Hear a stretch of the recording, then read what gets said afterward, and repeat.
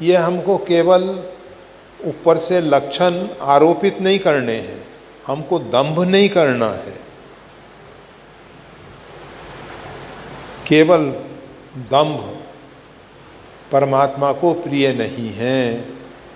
भगवान को ये कपट छल अच्छा नहीं लगता है। जैसे हैं परमात्मा के सामने निरावरण होके, खुले हृदय से, पारदर्शी जीवन हो हमारा, ट्रांसपेरेंट जीवन हो, कोई देख सके क्या है कैसे हैं, जो अंदर है वो बाहर हो। तो संत के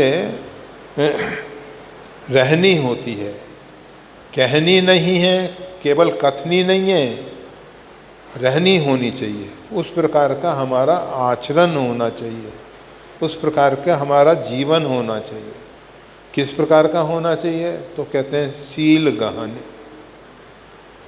हमारे जीवन में शालीनता आ जाए। एक शील गुण ऐसा है जो बड़े बड़े क्रोधी उग्र स्वभाव वालों को भी नतमस्तक कर देता है।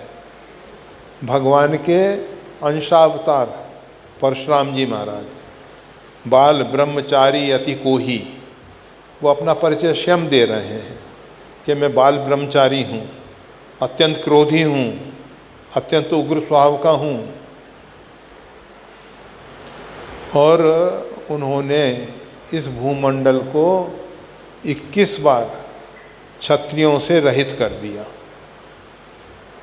इतना उनमें शौर्य भी है, सब कुछ है, परंतु समाज की समस्याओं का समाधान नहीं कर सकते। भगवान श्री राम, उनमें शालीनता है। जिस व्यक्ति में शालीनता होती है, समिट समिट जल भरई तलावा, जिम सद्गुण सज्जन पई आवा। जैसे वर्षा ऋतु में जल जहाँ गहराई होती है वहाँ बह के पहुँच जाता है, और अगर कोई गहरा उपयुक्त स्थान मिलता है तो उसमें भर जाता है। इसी प्रकार के जब किसी के हृदय में शालीनता आ जाती है तो जितने सद्गुण हैं वो सब अपने आप आ जाते हैं। उनको बुलाना नहीं पड़ता है, उनको इकट्ठा नहीं करना पड़ता है, स्वतः आते हैं। आप देखेंगे पलंग का, चारपाई का एक पैर पकड़ के खींचो तो 3 अपने आप खींच के चले आते हैं, जुड़े हुए हैं ना। इसी प्रकार से जब हमारे अंदर शालीनता होती है तो संतोष, शांति, सुमति, ये तीनों अपने आप आ जाते हैं, इनको बुलाना नहीं पड़ता। तो शील गहनी, हमारे अंदर शालीनता आ जाए।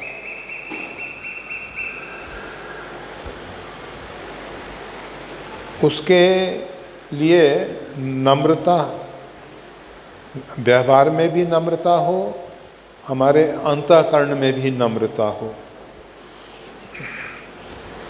बड़ों का सम्मान हो, छोटों के प्रति वात्सल्य हो, सम के प्रति मैत्री भाव हो, सबके प्रति सौहार्द का भाव हो।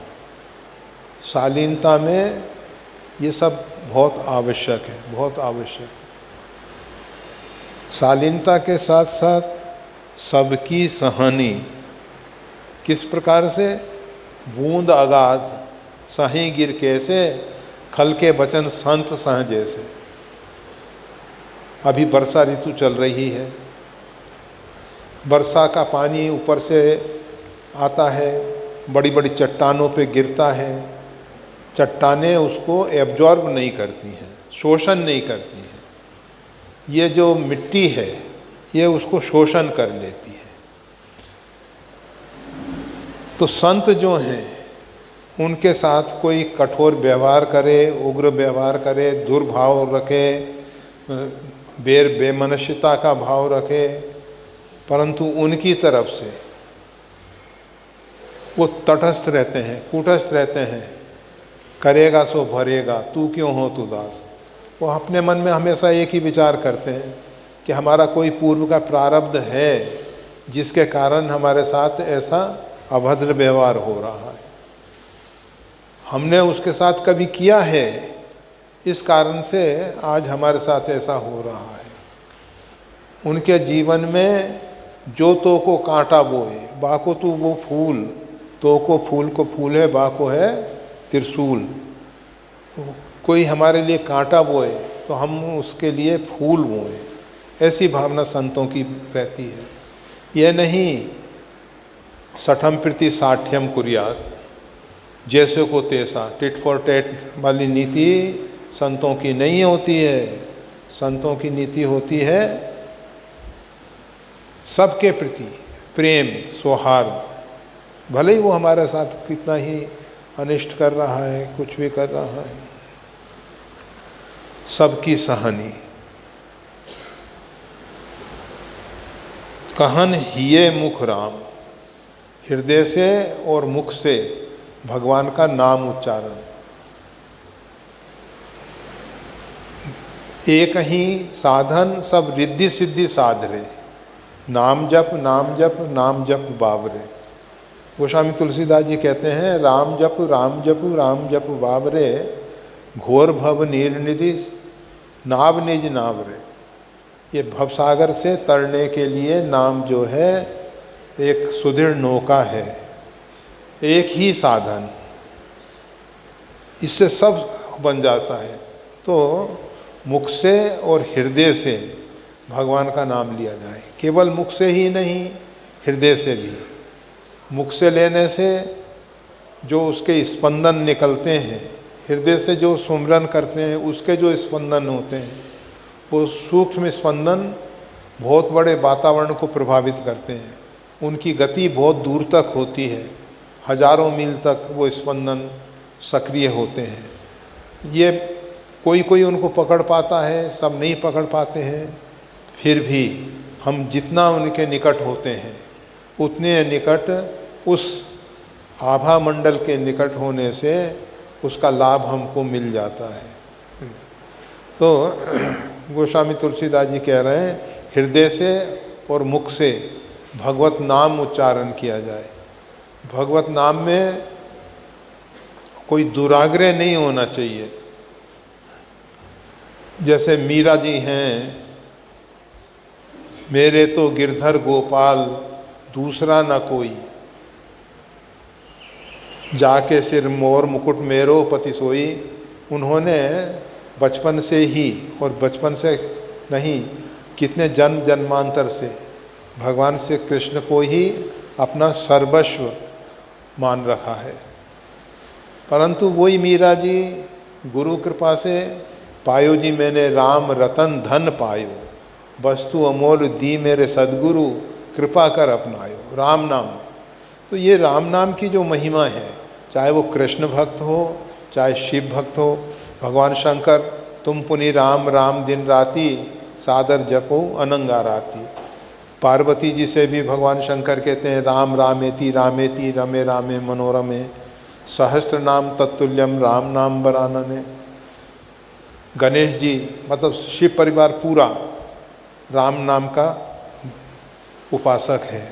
भगवान शिव भी हैं, उनका पूरा परिवार भी है। कृष्ण भक्त भी राम नाम, सूरदास रामायण लिखते हैं, और गोस्वामी तुलसीदास जी कृष्ण गीतावली लिखते हैं। ये जितने उच्च कोटि के संत महापुरुष हैं उनकी दृष्टि में ये भेद नहीं है, रामम कृष्णम भेदम न भेदम। ये जो निम्न स्तर के हैं वो आपस में लड़ते रहते हैं और अपना दुराग्रह रखते हैं कि हम तो कृष्ण भक्त हैं, राम नाम कैसे लेंगे। राम नाम सर्वोपरि है। कृष्ण नाम आकर्षण वाला है, हमारे चित्त को आकर्षित करता है, हमारे चित्त को खींचता है। राम नाम जो है उसमें रकार जो है अग्नि बीज है। वो अग्नि बीज जो है हमारे जन्म जन्मांतर के पापों को, पाप राशि को जला के भस्म कर देता है। आकार जो है भानु बीज है, वो हमारे अंदर प्रकाश कर देता है। मकार जो है चंद्र बीज है, वो हमारे अंदर शीतलता पैदा करता है। तो ये जो राम नाम है, आखर मधुर मनोहर दोऊ, ये मधुर मनोहर जो अक्षर हैं, ये सबके लिए कल्याणकारी हैं। ऐसा नहीं है कि उसमें हम कोई अपना दुराग्रह रखें कि हम अमुक की उपासना करते हैं।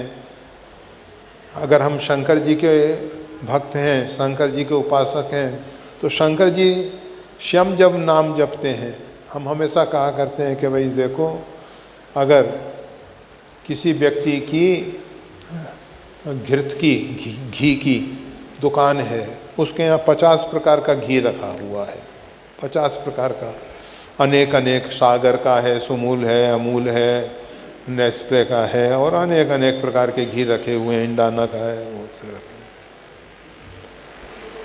चंदोसी का भी है। उसमें वो व्यक्ति कौन सा घी खाता है, समझना चाहिए कि वो घी श्रेष्ठ होगा। जितनी उपासनाएं हैं वो सब भगवान शंकर से प्रकट हुई हैं।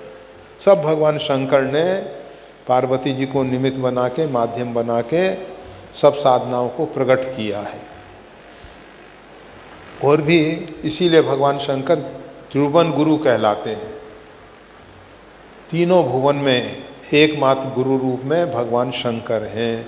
वो योगेश्वर भी हैं, वो योगीश्वर भी हैं, योग के ईश्वर भी हैं और योगियों के ईश्वर भी हैं वो। तो भगवान शंकर स्वयं राम नाम जपते रहते हैं। तो उनके उपासकों को चाहिए कि जो उनके स्वामी जप कर रहे हैं उसी जप का सहारा लें। तो कहन मुखन ही है राम, हृदय से और मुख से भगवान का नाम उच्चारण किया जाए।